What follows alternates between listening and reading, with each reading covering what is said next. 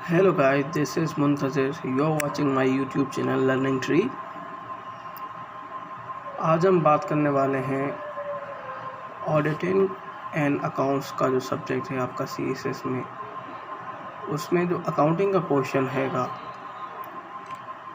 उसमें आपका एक टॉपिक है बजटिंग, स्टैंडर्ड्स एंड वैरिएंस। तो आज हम बात करेंगे खुसूसी तौर पर बजटिंग के हवाले से। इसमें हम तमाम जो बजटिंग के टाइप्स होते हैं मेजर, उसको कवर करने की कोशिश करेंगे और इसके अलावा हम समझेंगे कि स्टैंडर्ड और बजटिंग में क्या फ़र्क होता है। तो आइए स्टार्ट करते हैं। तो दोस्तों, सबसे पहले बजटिंग क्या होता है और ऑर्गेनाइजेशंस जो हैं वो बजटिंग क्यों करती हैं। तो इसके लिए ये पॉइंट्स आपके लिए मैंने बनाए हैं। बजटिंग एक डिटेल्ड प्लान है फ्यूचर के लिए। ऐसा है कि एक ऑर्गेनाइजेशन जो है उसने फ्यूचर में क्या क्या गोल्स अचीव करने, कौन कौन से काम करने और कौन कौन से ऑपरेशंस को किस तरह से उन्होंने मैनेज करना है। और जब हम अकाउंटिंग के हवाले से बजटिंग की जो है स्पेशली बात करते हैं, तो इसमें जो है हम ये प्लानिंग कर रहे होते हैं न्यूमेरिकल वैल्यूज़ के अंदर।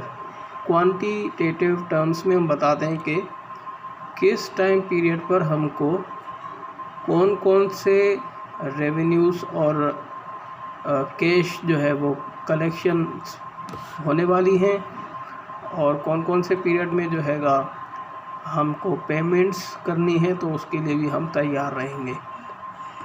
मान लेंगे अगर एक ऑर्गेनाइजेशन जो है वो बजटिंग नहीं करती, उसके पास प्लान नहीं है, तो अगर 3 महीने के बाद, फ़र्ज़ कर लेंगे 3 महीने के बाद ऑर्गेनाइजेशन का प्लान हैगा कि एक न्यू प्रोडक्ट लॉन्च करनी है, तो उस न्यू प्रोडक्ट को लॉन्च करने के लिए जो इन्वेस्टमेंट चाहिए, कैपिटल एक्सपेंडिचर चाहिएगा, जब प्लानिंग ही नहीं थी तो उसके लिए आपको इमरजेंसी में वो सारे काम करने पड़ेंगे। इमरजेंसी में आपको पैसे जो है वो कहीं से मिलेंगे तो मुश्किल से मिलेंगे, तो ओवरऑल जो है आपके लिए प्रॉब्लम होगी।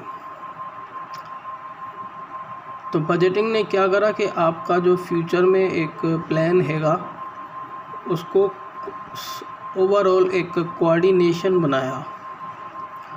इसी तरह से अगर कोई सप्लायर है और सप्लायर जो है उसको आपने कौन कौन से टाइम पीरियड में कितने कितने पैसे देने हैं, तो पैसे देने के लिए क्या करना पड़ेगा आपको पहले से। अगर आप प्लानिंग करेंगे, अगर आप पहले से प्लानिंग करते हैं तो जब सप्लायर आपके पास आएगा तो आप उसके लिए पैसे देने के लिए कैश तैयार रखेंगे। और अगर कैश आपके पास तैयार नहीं होगा, आपको पहले से पता होगा कि जी हमने जो है वो इस टाइम पीरियड पर इतने पैसे सप्लायर को देने हैं, तो आप उसका पहले से ही अरेंजमेंट कर लेंगे अगर आपके पास पैसे नहीं होंगे तो। अगर आपने ऐसा नहीं किया और उस पैसे का जो कि आपने सप्लायर को देने हैं उसका अरेंजमेंट अगर टाइम पर नहीं करा, तो आपका सप्लायर कोर्ट में जाएगा और कोर्ट में बोलेगा कि जनाब ये कंपनी है, इन्होंने हमसे माल ख़रीदा और अब पैसे नहीं दे रहे।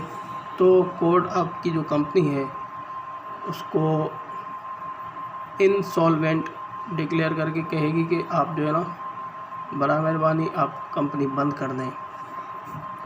तो देखें दोस्तों कितना बड़ा इशू अराइज हो गया सिर्फ प्रॉपर प्लानिंग ना करने की वजह से। तो बजटिंग जो है इस हवाले से बहुत जो है वो क्या है, इम्पोर्टेंट है किसी भी ऑर्गेनाइजेशन को चलाने के लिए। अच्छा, planning is function of management. वैसे भी प्लानिंग जो है वो मैनेजमेंट का एक फंक्शन है और प्लानिंग जो है अगर हम क्वांटिटेटिव और न्यूमेरिकल वैल्यूज़ में करते हैं तो ये बजटिंग बन जाता है हमारे लिए। कम्युनिकेट्स मैनेजमेंट प्लान थ्रू और द ऑर्गेनाइजेशन। अब मैनेजमेंट का जो प्लान हैगा वो पूरी ऑर्गेनाइजेशन के सारे डिपार्टमेंट्स को पता होता है। जब आप बजट बना देते हैं तो सेल वालों को पता होता है कि हमने जो है वो सेल जो है कितना टारगेट अचीव करना है। प्रोडक्शन वालों को पता होगा कि उन्होंने कितनी क्वांटिटी में जो है प्रोडक्ट को प्रोड्यूस करना है। और डिपार्टमेंट्स जो हैंगे उन सबको पता होगा कि ओवरऑल जो है ऑर्गेनाइजेशन का वो गोल क्या हैगा। न सिर्फ ओवरऑल बल्कि इंडिविजुअल लेवल तक भी इसमें एक जो कॉन्सेप्ट आएगा स्टैंडर्ड का जो CSS के सिलेबस में आएगा। तो बजटिंग और स्टैंडर्ड में ये फ़र्क होता है कि बजटिंग जो है ये मैक्रो प्लान होता है। जब आप ओवरऑल पिक्चर की बात करते हैं तो हम समझ लें कि बजटिंग की बात कर रहे हैं, लेकिन आप जब इंडिविजुअली बात करते हैं तो वो स्टैंडर्ड कॉस्टिंग होती है। फॉर एग्ज़ाम्पल एक कंपनी जो है वो प्रोड्यूस कर रही है 10 million units in a period. तो जो 10 मिलियन यूनिट्स है ना, ये रिप्रेजेंट कर रहे हैं बजट को। ओवरऑल जो प्रोडक्शन कर रही है कोई भी कंपनी वो क्या है, जो ओवरऑल प्रोडक्शन है वो बजट है। और जब हम ओवरऑल प्रोडक्शन का जो है बजटिंग करेंगे न्यूमेरिकल वैल्यूज़ में, उसको डिफ़ाइन करेंगे तो ये हमारी बजटिंग है। और इन 10 मिलियंस में से 10 मिलियन यूनिट्स में से जब हम एक यूनिट की बात करेंगे कि एक यूनिट पर मटेरियल कितना लगना चाहिए, लेबर कितनी लगनी चाहिए और ओवरहेड कितना लगना चाहिए, तो जब हम एक यूनिट की बात करेंगे तो ये स्टैंडर्ड कॉस्टिंग हैगा। तो ये स्टैंडर्ड कॉस्टिंग और बजटिंग का ये डिफरेंस हो गया। स्टैंडर्ड कॉस्टिंग क्यों करते हैं जनाब? स्टैंडर्ड कॉस्टिंग इसलिए करते हैं ताकि कंट्रोल हो सके ऑपरेशंस पर। एक तो प्रोडक्शन वालों को ये पता चल गया फॉर एग्जांपल कि उन्होंने कितनी प्रोडक्शन करनी है। फिर एक यूनिट के लिए हमने स्टैंडर्ड बना दिया कि एक यूनिट जो हैगा उस पर डायरेक्ट मटेरियल इतना लगना चाहिए, उस पर लेबर की कॉस्ट इतनी लगनी चाहिए और फैक्ट्री ओवरहेड की कॉस्ट इतनी लगनी चाहिए।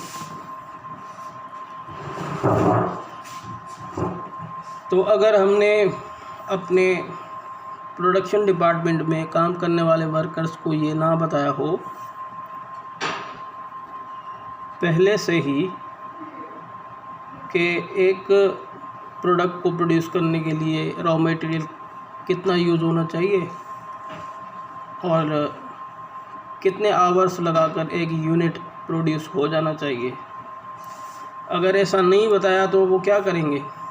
सुस्ती से काम लेंगे, मटेरियल भी आपका वेस्ट करेंगे। वेस्ट होने से वो मटेरियल को बचाने की एफर्ट ही नहीं करेंगे, तो नतीजतन आपकी ओवरऑल कॉस्ट जो हैगी, यूनिट कॉस्ट बढ़ेगी। तो जितने आप ज़्यादा नंबर ऑफ़ यूनिट्स प्रोड्यूस करेंगे तो आपका ओवरऑल कॉस्ट भी बढ़ेगी और प्रॉफिट कम हो जाएगा। और लेबर के तौर में लेबर के केस में तो ऐसा खुसूसी तौर पर होगा, क्योंकि एक यूनिट जो हैगा वो अगर 1 घंटे में बनाने वाला है तो चांसेस होंगे कि आपकी लेबर जो है ना 1 की बजाय 2 घंटे में वो वाला यूनिट प्रोड्यूस करेगी। तो ये फ़ायदा हो गया हमको बजटिंग और स्टैंडर्ड कॉस्टिंग का। इसके अलावा ये saves management time of engagement. जब बजटिंग हो जाती है तो मैनेजमेंट का टाइम जो हैगा वो भी मैनेज होगा। कैसे?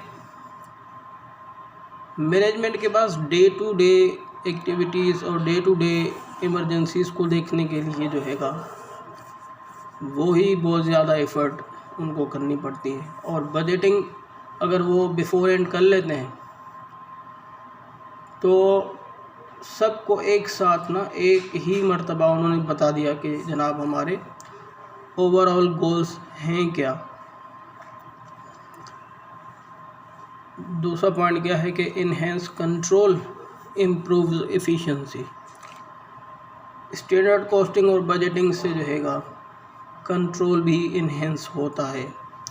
कंट्रोल इस वजह से इन्हेंस होता है क्योंकि जब आप स्टैंडर्ड बनाते हैं तो फिर आप कंपेयर करते हैं कि जो परफॉर्मेंस डिपार्टमेंट ने शो की है वो कैसी है, standard versus actual and real.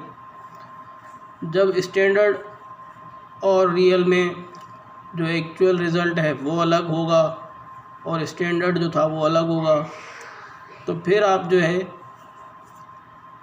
उसको जांचते हैं कि ये डिफरेंस क्यों आया है और उसको आप इम्प्रूव करने की कोशिश करते हैं। कोऑर्डिनेशन होगा सारी ऑर्गेनाइजेशन के अंदर, सबको पता होगा कि करना क्या है। और फ्यूचर बॉटलनेक्स जो होंगे, इस फ्यूचर में कोई प्रॉब्लम अराइज होने वाली है तो उसको हम क्या कर सकते हैं। बजटिंग अगर हमने किया होगा तो उसको हम बिफोर हैंड उसका सॉल्यूशन का अरेंजमेंट कर लेंगे। तो यहाँ पर जो है अब ये इतना काफ़ी है। और जो टाइप्स हैं बजट के,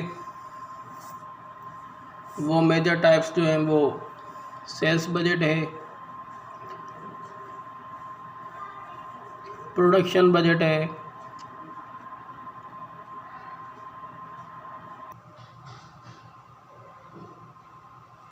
तो दोस्तों ये मैंने चार्ट बनाया बजट, कौन कौन से बजट्स होते हैं। सबसे पहले ऑर्गेनाइजेशन जो है बजट में सेल्स बजट बनाती है। सेल्स बजट की बेस पर बनेगा प्रोडक्शन बजट। ये आपका सेल्स बजट है, इसकी बेस पे आपका प्रोडक्शन बजट बनेगा। और जितना आपने प्रोड्यूस करना है उसकी बेस पे बनेगा आपका इन्वेंटरी का प्लान कि कितनी इन्वेंटरी आपको चाहिए होगी। और फिर इन्वेंटरी में भी दो बजट बनेंगे। एक तो रॉ मटेरियल जो हैगा आपको वो कितना, उसकी रिक्वायरमेंट कितनी है, यानी प्रोडक्शन करने के लिए जो आपने प्रोडक्शन बजट में बताया कि इतनी प्रोडक्शन करनी है, तो उसको प्रोड्यूस करने के लिए आपको रॉ मटेरियल चाहिए हैगा कितना। फिर दूसरा बजट बनेगा कि रॉ मटेरियल जो है आप परचेज़ कितना करेंगे। ये ज़रूरी नहीं है कि जितनी आपकी रिक्वायरमेंट हो एग्जैक्ट वही क्वांटिटी ऑफ मटेरियल्स आप परचेज़ करें, क्योंकि आप जो है वो रॉ मटेरियल को एंडिंग में भी रखते हैं और कुछ इन्वेंटरी आपकी ओपनिंग में भी होती है। तो इस तरह से हम रॉ मटेरियल परचेज बजट बनाएंगे। फिर प्रोडक्शन बजट की बेस पर ही लेबर बजट बनेगा आपका, ओवरहेड बजट बनेगा आपका, और फाइनली आपका कैश बजट बनता है एमकॉम लेवल पर। और सीएसएस के लिए जो है वो मास्टर्स लेवल की प्रिपरेशन का एफपीएससी ने बताया हुआ है एटलीस्ट मिनिमम, तो हम उसी व्यू को लेकर चल रहे हैं। इसके अलावा भी बजट्स होते हैं दोस्तों, ये आप देख सकते हैं। मार्केटिंग और एडमिन का जो एक्सपेंडिचर बजट होता है वो होता है। फिर एक कैपिटल एक्सपेंडिचर का बजट होता है। जैसे फॉर एग्जांपल मैंने एक एग्जांपल दी कि आपने 3 मंथ्स के बाद एक न्यू प्रोडक्ट लॉन्च करनी है, तो उसको प्रोड्यूस करने के लिए आपको कैपिटल एक्सपेंडिचर्स भी करने पड़ेंगे। अगर आपने उसके लिए फैक्ट्री, लैंड, बिल्डिंग या जो भी मशीन्स वगैरह चाहिए होंगी उसको प्रोड्यूस करने के लिए, अगर वो चीज़ आपने एक्वायर नहीं की तो आप जो है वो क्या करेंगे, इफ़िशेंटली आप अपना काम नहीं कर सकेंगे। तो कैपिटल एक्सपेंडिचर का भी बजट बनता है, लेकिन वो हम कवर नहीं करेंगे आज, वो फिर बाद में आने वाली वीडियो में करेंगे इंशाल्लाह। तो ओवरऑल जो है आपकी जो है वो कैश बजट के बाद जो है वो एक मास्टर बजट बनेगा आपका, यानी इन सब सारे बजट्स को जो है क्या करना पड़ेगा, आपने कोऑर्डिनेट करना पड़ेगा। तो चलें दोस्तों स्टार्ट करते हैं, इंशाल्लाह बारी बारी सबको करने की कोशिश करते हैं।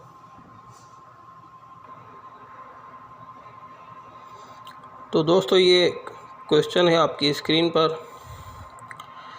क्वेश्चन को सॉल्व करेंगे तो इंशाल्लाह जो उनसे बजट्स होंगे उनका भी सारा जो है वो कवरेज हो जाएगी और सारे कॉन्सेप्ट्स भी जो होंगे आपके वो क्लियर हो जाएंगे इंशाल्लाह।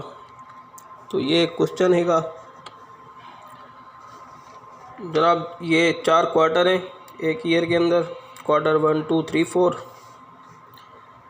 बजटेड सेल यूनिट्स जो हैं आपके क्वार्टर 1, 2, 3, 4 में इतने इतने हैं। सेलिंग प्राइस पर यूनिट जो है वो 20 है हर क्वार्टर में। और सेल्स बजट आता कैसे है? सेल्स बजट का फार्मूला क्या है? Budgeted units multiply by selling price, यानी यूनिट्स को अगर प्राइस से आप मल्टीप्लाई कर देंगे तो आपकी बजटेड सेल्स आ जाएंगे, जैसे ये निकाला हुआ है। आगे क्वेश्चन ने आपको क्या बताया जनाब? Cash collection in period of sale जो है वो 70% है। जिस पीरियड में आप सेल्स करते हैं 70% आपको कैश कलेक्ट हो जाता है। Cash collection in period after cell, और उसके बाद वाला जो क्वार्टर आएगा उसमें आपकी जो सेल की कलेक्शन होगी वो होगी 30%। अच्छा, और क्या बताया हुआ आपको क्वेश्चन ने? Sales in previous quarter 3 lakh. Previous quarter की जो सेल है वो है आपकी 3 लाख। और फिनिश गुड्स के बारे में इन्होंने आपको बताया हुआ कि इन्वेंटरी एंडिंग जो है वो क्वार्टर 1, 2, 3, 4 में इतनी इतनी है। और बिगनिंग इन्वेंटरी फिनिश गुड्स की जो है वो आपकी क्वार्टर 1, 2, 3, 4 में इतनी इतनी है। रॉ मटेरियल पर यूनिट जो है वो 15 पाउंड्स यूज़ होना है, यानी आप फिनिश गुड्स का एक यूनिट बनाएंगे तो आपका 15 पाउंड जो हैगा वो रॉ मटेरियल का लगेगा।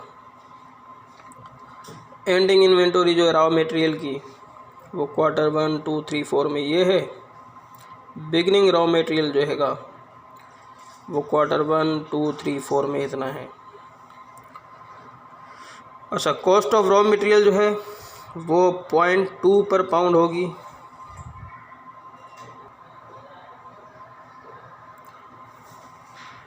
अच्छा, पेमेंट जो आप सप्लायर को करते हैं ना वो 50% करते हैं परचेज पीरियड में और 50% करते हैं उसके बाद।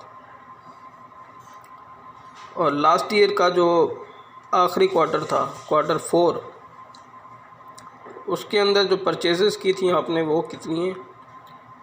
51,600।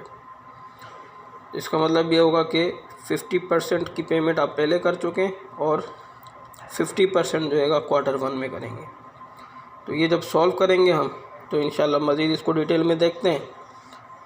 क्वेश्चन शुरू करने से पहले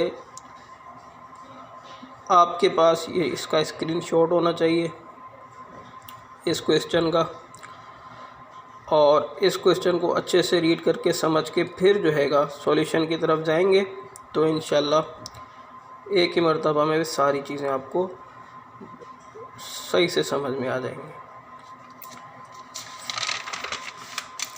अभी क्वेश्चन ख़त्म नहीं हुआ दोस्तों, क्वेश्चन जारी है, क्योंकि इस एक ही क्वेश्चन में हम जो है वो सारी जितने भी बजट्स हैं इसी एक क्वेश्चन के अंदर इंशाल्लाह क्लियर कर लेंगे। डायरेक्ट लेबर आवर पे यूनिट जो है वो 0.4 है, यानी अगर एक यूनिट बनेगा तो 0.4 आवर्स जो हैं उसको बनाने में लगेंगे। डायरेक्ट लेबर की कॉस्ट जो हैगा 1 घंटा वर्कर काम करेगा तो 15 रुपये देंगे उसको। अच्छा, वेरिएबल फैक्ट्री ओवरहेड जो है वो ₹4 पर आवर है। 1 घंटा मजदूर काम करेगा तो 4 रुपये वेरिएबल फैक्ट्री ओवरहेड में जाएगा। फिक्स फैक्ट्री ओवरहेड जो है वो आपका 60,600 ईच क्वार्टर है, यानी क्वार्टर 1 2 3 4 में 4 मरतबा 60,600 आपने फिक्स फैक्ट्री ओवरहेड की मद में इनकर करना होगा। अच्छा, डेप्रिसिएशन पर क्वार्टर जो है वो आपका 15,000 है। Selling and admin factory overhead जो है वेरिएबल, सेलिंग एंड एडमिन पे भी तो आपका ओवरहेड लगेगा ना, एक्सपेंस लगेगा, तो वो वेरिएबल होगा 1.8 पर यूनिट। यानी अगर आप 1 यूनिट बेचेंगे तो उस पर 1.8 रुपया आपका लगेगा। किस मद में? Selling and admin variable overhead की मद में। फिर जो है आपका फिक्स्ड फैक्ट्री ओवरहेड पर क्वार्टर जो है ये आपके इतने लगेंगे।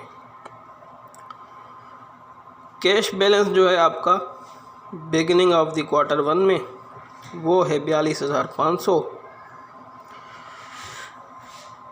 अच्छा, आपने क्या क्या बनाना है इस क्वेश्चन से और कौन कौन सी चीज़ों का कॉन्सेप्ट होना चाहिए आपको? सबसे पहले सेल्स बजट है, ये रिक्वायर्ड में आ रहा है। Sales budget, collection schedule, production budget, raw materials purchase budget.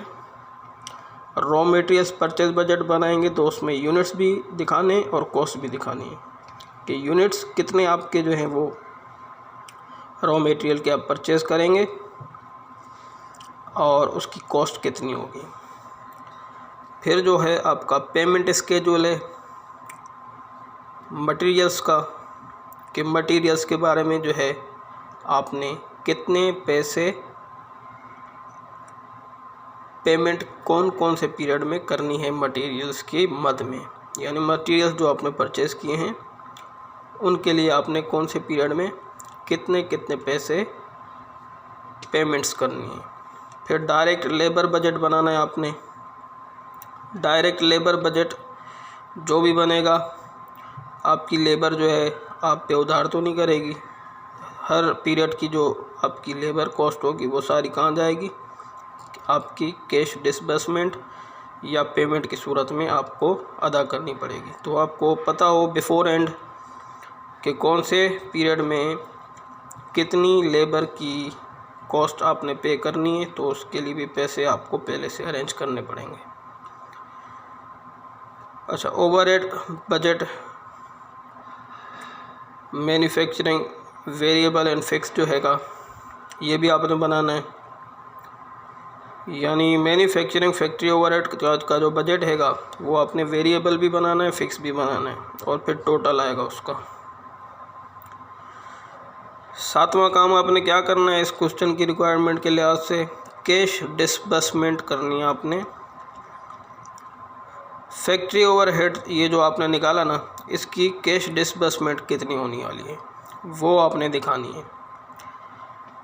फिर जो है सेलिंग एंड एडमिन एक्सपेंस का बजट बनेगा कि सेलिंग एंड एडमिन की मद में आपने कितना जो है वो एक्सपेंस करना है, तो उसका बजट आपने बनाना है। फिर सेलिंग और एडमिन की मद में आपकी कैश डिसबर्समेंट कितनी होनी है।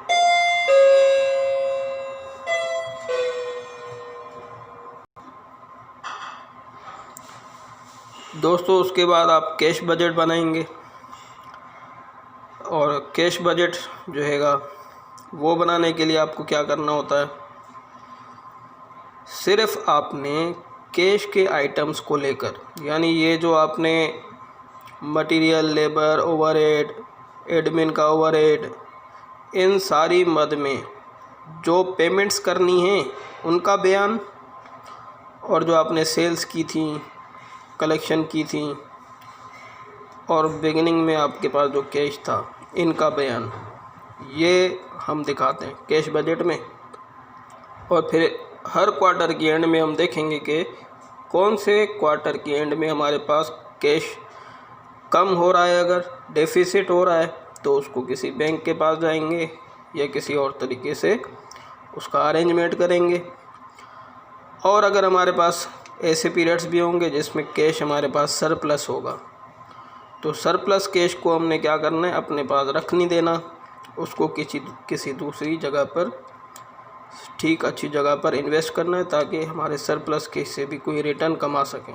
हमारा ओवरऑल मकसद क्या है कि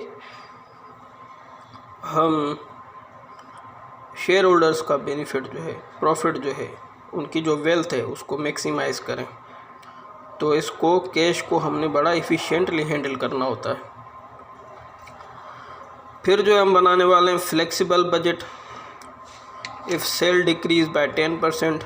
अब फ्लेक्सिबल बजट का कॉन्सेप्ट मैं यहाँ तक का काम करने के बाद फिर इसमें ऐड करूँगा कि ये फ्लेक्सिबल बजट क्या होता है, ज़ीरो बेस बजट क्या होता है, और फिर उसको इंशाल्लाह सॉल्व करते हैं। तो चलिए सबसे पहले हम स्टार्ट करते हैं कि सेल्स बजट कैसे बनेगा। दोस्तों ये क्वार्टर 1, 2, 3, 4 में और ये टोटल आपने ये 5 कॉलम बनाने ऐसे, क्वार्टर 1, 2, 3, 4, 5, क्वार्टर 4 के बाद ये टोटल का कॉलम है। फार्मूला आपको क्वेश्चन ने जो दिया हुआ था, यूनिट्स को आप प्राइस से मल्टीप्लाई करेंगे तो आपका सेल बजट आ जाएगा। यूनिट्स जो है वो सेल के वो कितने, क्वार्टर 1, 2, 3, 4 में, और सेलिंग प्राइस से मल्टीप्लाई किया आपने तो आपके पास क्या आ गया, बजटेड सेल्स आ गई हर क्वार्टर की, और यहाँ पर टोटल सेल आ गई आपकी। तो ये आपका क्या हो गया, आपका सेल्स बजट तैयार हो गया। दोस्तों दूसरी रिक्वायरमेंट जो है कलेक्शन स्केड्यूल की है। तो आइए हम सीखते हैं कि कलेक्शन स्केड्यूल कैसे बनाते हैं।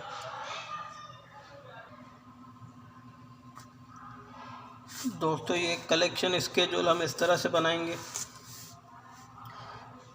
5 आपने कॉलम देने इसको, क्वार्टर 1, 2, 3, 4 और टोटल के लिए। और कलेक्शन स्केड्यूल के लिए जो आपको इन्फॉर्मेशन क्वेश्चन में बताई गई है वो सवाल जो है, सवाल में बताया हुआ है कि cash collection in period of sale 70% है, cash collection in period after sale 30%।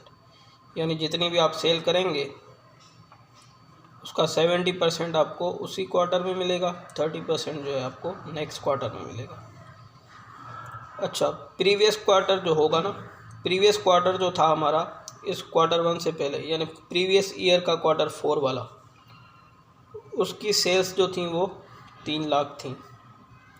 तो अगर उसकी सेल्स 3 लाख थी तो इसका 70% तो कब हुआ होगा, आपको कलेक्ट हो गया होगा क्वार्टर 4 में पिछले साल की, लेकिन 30% आपको अभी भी मिलेगा इसमें से। तो 3 लाख का 30% जो है वो 90,000, ये आपका बिगनिंग अकाउंट रिसीवेबल का बैलेंस है, जो कि आपको क्वार्टर 1 में यानी इस क्वार्टर में आपको वो कलेक्शन होगा। तो दोस्तों अकाउंट रिसीवेबल का बिगनिंग बैलेंस जो है वो हम 90 इसमें रख दिया। अब इन क्वार्टर्स में कलेक्शन कहाँ कहाँ से होनी है हमको पता है। जितनी सेल्स की है हमने क्वार्टर 1 में, उसका 70% आपको क्वार्टर 1 में ही मिलेगा, और उसका 30% आपको क्वार्टर 2 में मिलेगा।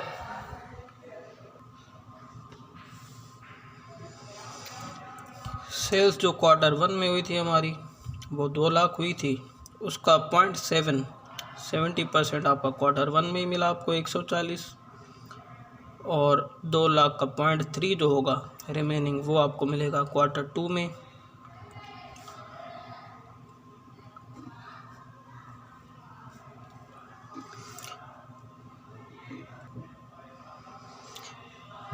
सेल्स आपकी क्वार्टर 2 में 600 है, इसका 0.7 जो है आपको 420 क्वार्टर 1 में मिलेगा, कलेक्शन होगी इसकी, और इसका 30% जो हैगा वो आपको क्वार्टर 2 में मिलेगा।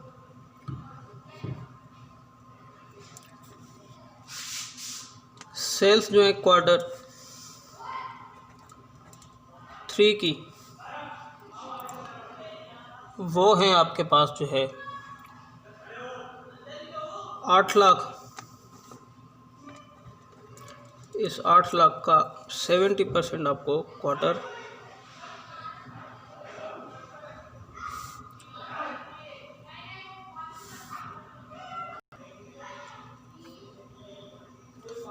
तो दोस्तों सेल्स जो है क्वार्टर 2 की वो 600 है और 600 का 0.7 जो है वो आपको क्वार्टर 2 में मिलेगा। ये 420 आपको क्वार्टर 2 में मिलेगा। ये गलती से हो गया था, सॉरी इसके लिए। अच्छा, बाकी जो 30% है वो आपको क्वार्टर 3 में मिलेगा। सेल्स आपकी क्वार्टर 2 की है तो उसका 70% मिलेगा कब? क्वार्टर 2 में मिलेगा। और 30% कब मिलेगा? उसके बाद वाले तीसरे क्वार्टर में मिलेगा। इसी तरह से क्वार्टर 3 जो है उसकी सेल है 8 लाख, उसका 70% आपको क्वार्टर 3 में मिलेगा और उसका 30% जो है आपको क्वार्टर 4 में मिलेगा। तो ये टोटल का कॉलम है। अच्छा, सेल्स जो है क्वार्टर 4 की वो है 4 लाख, उसका 70% जो है वो आपको क्वार्टर 4 में मिलेगा और 30% जो है वो आपको इस साल नहीं मिलेगा, बल्कि वो नेक्स्ट ईयर के फर्स्ट क्वार्टर में मिलेगा। तो हम ये कलेक्शन स्केड्यूल जो बनाया हमने, ये तो हमने इस साल का बनाया। तो ये क्वार्टर 1 में आपके पास एंडिंग बैलेंस कैश का जो कलेक्शन का वो ये हैगा, क्वार्टर 2 में ये होगा 3, 4 और टोटल आपका ये होगा। तो ये आपका कलेक्शन स्केड्यूल तैयार हो गया दोस्तों। प्रोडक्शन बजट जो हैगा अब हम ये बनाने वाले हैं। इसके लिए भी आपने 5 कॉलम बनाने।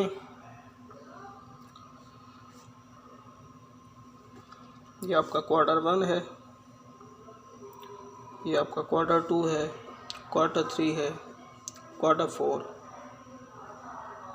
और ये आपका टोटल।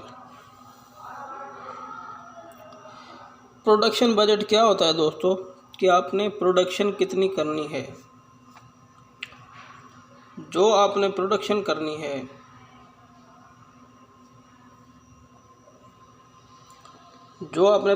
करनी है वो कितनी होनी चाहिए। तो इसका जवाब ये है कि जितना आपने सेल करना है, जो माल आपने सेल करना है उसको पहले आप प्रोड्यूस करेंगे। तो सबसे पहले आपके पास यहाँ पर क्या आएगा? Budgeted sales. तो दोस्तों बजटेड सेल्स जो यूनिट में हमें क्वेश्चन ने बताई हुई है, यानी कितने यूनिट्स की बजटेड सेल होनी चाहिए, वो है 10, 30, 40, 20 और 100,000 टोटल हो गई। अच्छा, प्रोडक्शन बजट में बजटेड सेल्स जो हैं वो तो हम प्रोड्यूस करेंगे ही करेंगे। दूसरा क्या प्रोड्यूस करेंगे? जो हम एंडिंग स्टॉक में रखेंगे दोस्तों, उसको भी तो प्रोड्यूस करना होगा। तो दोस्तों ये फिनिश गुड्स का जो एंडिंग स्टॉक है क्वार्टर 1, 2, 3, 4 में ये हमें बताया हुआ है 6, 8, 4 और 3। ये भी हमको प्रोड्यूस करना पड़ेगा। तो दोस्तों ये आपके पास टोटल नीड्स आ गई। क्वार्टर 1 में 16, क्वार्टर 2 में 38, क्वार्टर 3 में जो है वो 44, क्वार्टर 4 में 23। तो ये आपकी टोटल नीड्स हो गई। तो जितनी ज़रूरत है उतनी प्रोडक्शन कर लें हम। तो दोस्तों स्टोर कीपर जो है वो हमें बोलेगा कि साहब जितनी आपकी ज़रूरत है, इसी साल की बिगनिंग में कुछ इन्वेंटरी पड़ी हुई तो थी, तो जितनी आपको ज़रूरत है बिगिनिंग इन्वेंटरी वो आप क्या करें, उसमें से लेस कर दें, क्योंकि अब वो आपको बनानी नहीं पड़ेगी, क्योंकि वो पहले से बनी हुई पड़ी है। तो वो इसमें से हम लेस करने लगे हैं। तो दोस्तों ये बिगिनिंग इन्वेंटरी जो है ये 2000 पिछले साल के लास्ट क्वार्टर की है, क्वार्टर 4 की, और क्वार्टर 1 की फिर इसकी ओपनिंग हो जाएगी, क्वार्टर 2 की 3 की ओपनिंग हो जाएगी, क्वार्टर 3 की जो एंडिंग है वो क्वार्टर 4 की ओपनिंग हो जाएगी।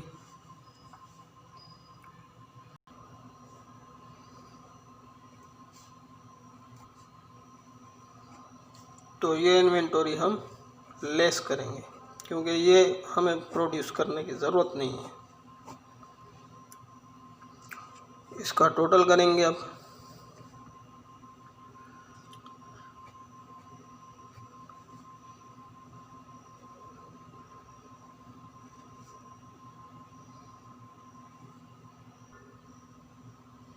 तो अब आपके पास ये रिक्वायर्ड प्रोडक्शन आ गई है दोस्तों। हर क्वार्टर के आखिर में आपने कितनी प्रोडक्शन जो है मज़ीद करनी पड़ेगी। तो ये आपका प्रोडक्शन बजट कंप्लीट हुआ यहाँ पर।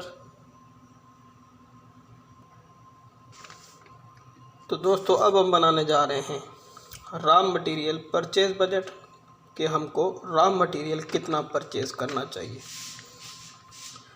दोस्तों आप खुद से सवाल पूछें कि कितना रॉ मटेरियल परचेज करना चाहिए। जितनी हमको प्रोडक्शन करनी है तो उसकी प्रोडक्शन के लिए जितना मटेरियल लगेगा वो तो हमको क्या करना पड़ेगा, परचेज करना ही पड़ेगा।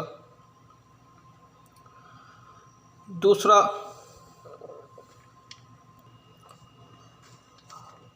जितना रॉ मटेरियल हमको एंडिंग इन्वेंटरी में रखना होगा तो वो भी हमको परचेज करना पड़ेगा। तो जो प्रोडक्शन में लगेगा वो और जो हम एंडिंग इन्वेंटरी में रखेंगे उन दोनों को ऐड किया और ओपनिंग को लेस करेंगे, क्योंकि जितनी हमारी ज़रूरत है प्रोड्यूस करने की और एंडिंग में रखने की, तो ओपनिंग में भी तो कुछ मटेरियल पड़ा हुआ है तो वो उसमें से लेस करेंगे। उसको दोबारा परचेज करने की ज़रूरत नहीं है दोस्तों।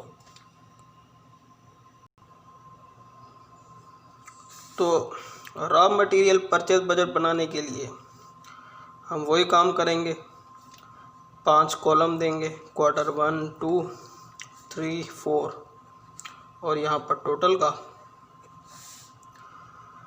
और जो रिक्वायर्ड प्रोडक्शन होगी वो तो हम प्रोड्यूस करेंगे ही करेंगे।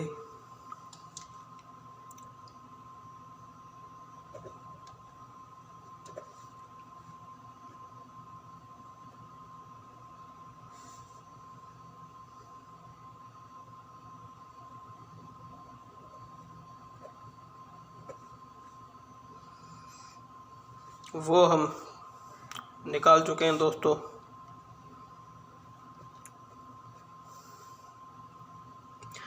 क्वार्टर 1 में 14, क्वार्टर 2 में 32, क्वार्टर 3 में 36, क्वार्टर 4 में 19।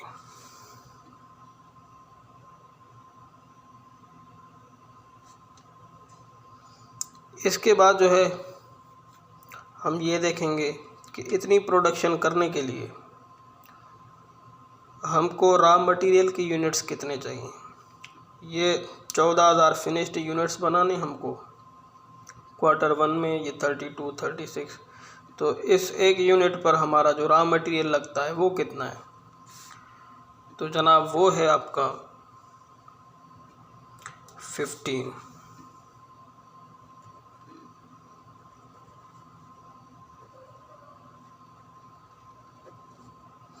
रॉ मटेरियल पर यूनिट आपका कितना लगेगा, 15।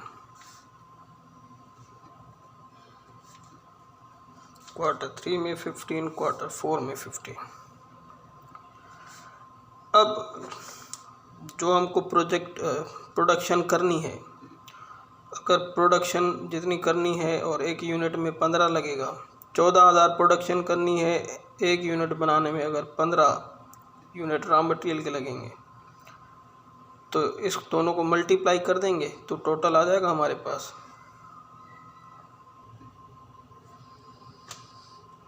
तो इन सब को हमने मल्टीप्लाई किया, इसको इससे 32 को 15 से, 36 को 15 से, तो हमारे पास ये आ गई total need.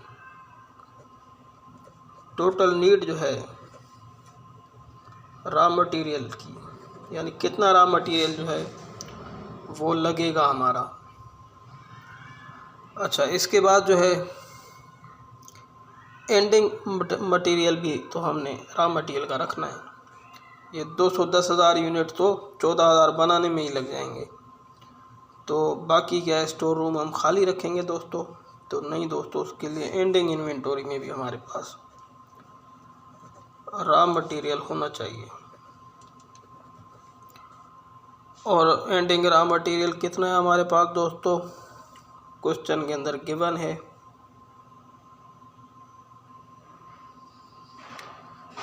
Raw material ending inventory जो है हमारे क्वार्टर 1 के अंदर, 2 के अंदर, 3 और 4 के अंदर, ये क्वेश्चन में गिवन है, तो हम वहाँ प्लेस कर देंगे इसको। तो दोस्तों अब इन दोनों को अगर ऐड करेंगे तो हमारे पास आ जाएंगी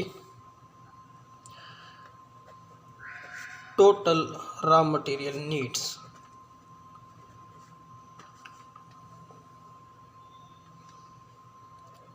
इसको और इसको ऐड किया,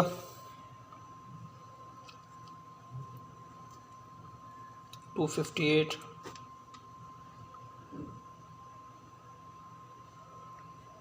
534,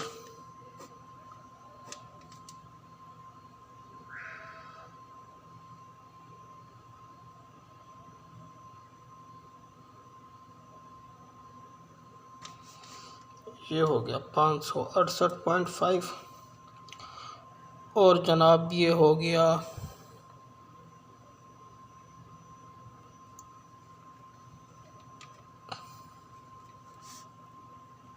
307.5, और टोटल हो गया हमारा 1537।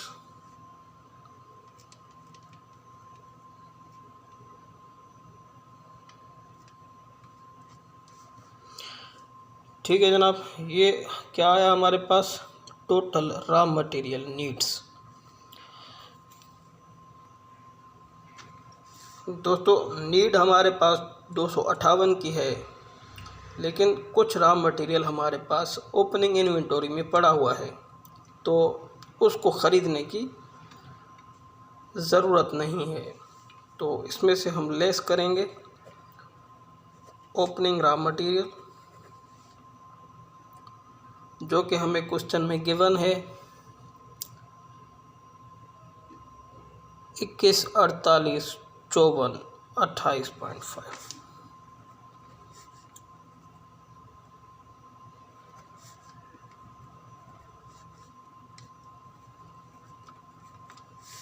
बेसिकली ये जो 41 है, ये जो है पिछले पीरियड से आया है, और ये 48 फिर अगले पीरियड में चला गया, ये 54 यहाँ चला गया, 28.5 यहाँ चला गया। दोस्तों ये क्वेश्चन में गिवन है बिगिनिंग रॉ मटेरियल, जो फिगर्स हमने वहाँ उठाई। क्वार्टर 1 में 22 है, हमने 41 ले लिया। तो ये दोस्तों ये जब हम इसमें से लेस कर देंगे तो आपके पास आ जाएगा raw materials to be purchased.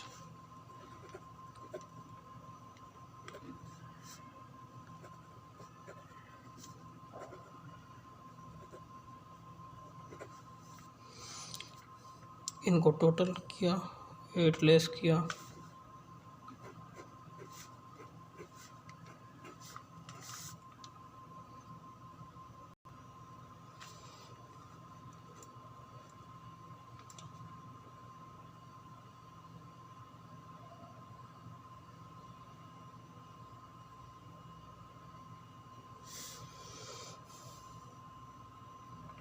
तो दोस्तों इतना जो है आपको रॉ मटेरियल परचेज करना पड़ेगा हर क्वार्टर में। क्वार्टर 1 में इतना, क्वार्टर 2 में इतना, क्वार्टर 3 और क्वार्टर 4 के अंदर इतना।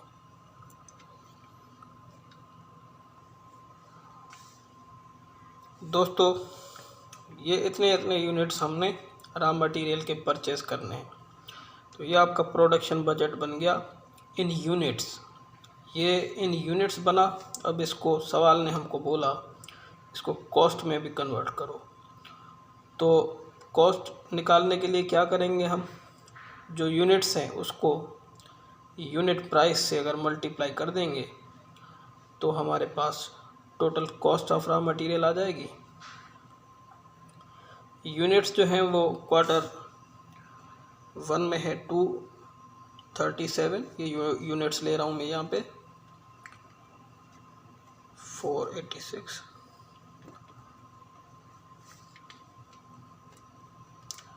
ठीक है, और प्राइस क्या है, क्वेश्चन ने हमको बताया हुआ है 0.2 जो है पर यूनिट प्राइस है,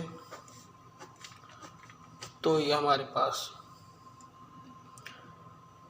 टोटल कॉस्ट आ जाएगी।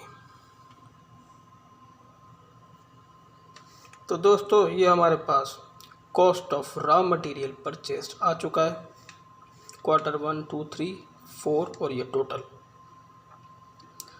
अब जो है अगली रिक्वायरमेंट क्वेश्चन की वो है कि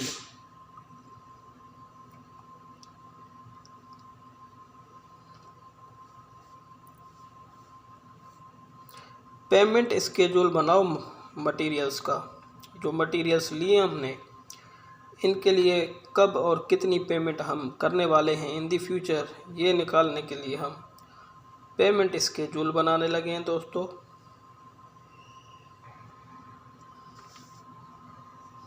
ये रहा आपका पेमेंट स्केड्यूल। पेमेंट स्केड्यूल भी हम उसी तरह से फर्स्ट ऑफ ऑल इसके 5 कॉलम बनाएंगे, क्वार्टर 1, 2, 3, 4 और यहाँ पर हम टोटल पेमेंट कितनी करने वाले हैं।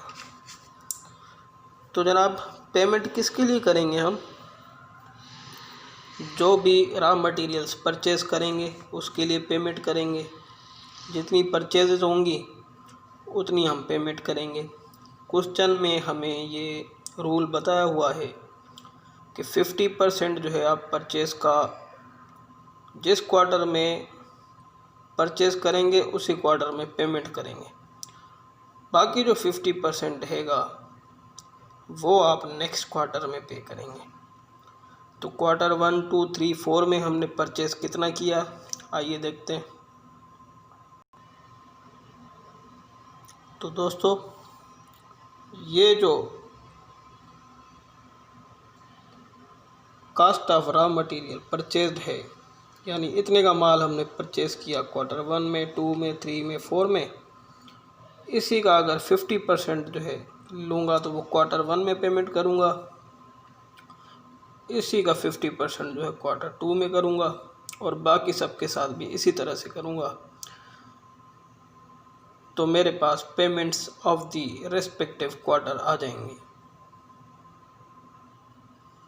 तो दोस्तों क्वार्टर 1 की जो सप्लाई थी 47.4, इसका 50% हमने क्वार्टर 1 में पे करना है और 50% क्वार्टर 2 में करना है। इस तरह से जो सप्लाई आपकी क्वार्टर 2 की है 97.2,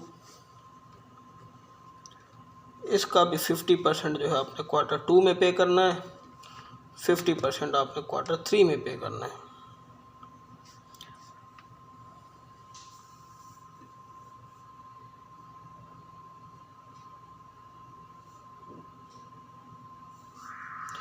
नाइन्टी 97.2 का 50% कितना होता है,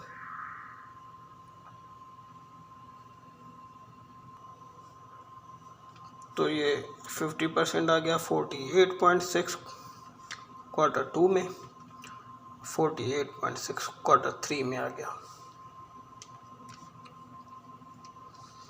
अब क्वार्टर 3 में जो हमने सप्लाईज ख़रीदी हैं वो हैं 102.9। इस 102.9 का 50% जो है हम क्वार्टर 3 में पे करने वाले हैं और 50% जो है वो क्वार्टर 4 में पे करने वाले हैं। 102.9 का 50% जो है वो 51,000 .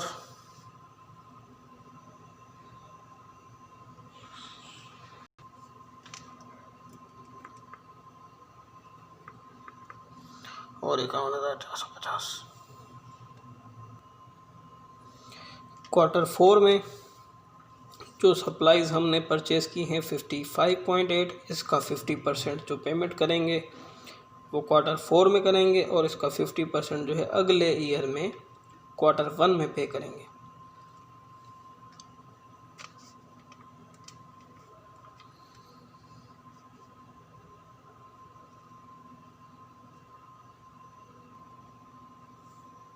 दोस्तों, जिस तरह से क्वार्टर 4 की परचेजेस के लिए 50% पेमेंट हम नेक्स्ट क्वार्टर में कर रहे हैं, इसी तरह से क्वार्टर 1 में भी इससे पहले वाला जो क्वार्टर था उसकी 50% पेमेंट करना बाकी है। तो वो क्वार्टर 1 का बिगिनिंग कहलाएगा। जो पिछले ईयर का क्वार्टर 4 था वो इस साल का क्वार्टर 1 का बिगिनिंग है। तो ये आपके पास यहाँ पर जो बिगिनिंग है वो भी आपने इसमें क्वार्टर 1 की पेमेंट में ऐड करना है। दोस्तों, ये लास्ट ईयर की जो परचेजेस थी क्वार्टर 4 की वो 51,600 रुपये क्वेश्चन में गिवन है। तो इसका 50% हमने ले लेना है इस साल के क्वार्टर 1 की पेमेंट में। तो दोस्तों, अब इनको ऐड कर लेंगे 23.7 और 25.8 को।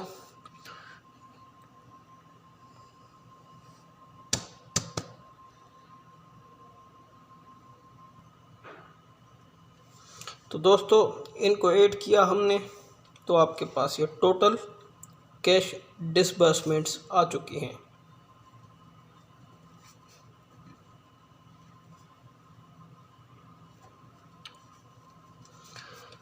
क्वार्टर 1 की, क्वार्टर 2 की 72.3, क्वार्टर 3 की 100.04, क्वार्टर 4 की 79.35 और ये इन सब का टोटल 301,200 रुपये आपने 301,200 रुपये आपने जो है पेमेंट करनी है अपने सप्लायर को। तो अब हमारे पास क्या क्या तैयार हो गया दोस्तों। हमने सेल्स बजट कर लिया, कलेक्शन स्केड्यूल कर लिया, प्रोडक्शन बजट कर लिया, रॉ मटेरियल्स परचेज बजट का हमने यूनिट्स में भी निकाला, कॉस्ट में भी निकाला और पेमेंट का स्केड्यूल मटेरियल्स के लिए हम बना चुके। अब नेक्स्ट वीडियो में जो मैं आपके लिए बना रहा हूँ ये होगा direct material, overhead budget, cash disbursement, factory overhead के लिए, सेलिंग और एडमिन एक्सपेंस का बजट और ये रिमेनिंग चीज़ें जो होंगी ये इंशाल्लाह आपको अगली वीडियो में देखने को मिलेंगी।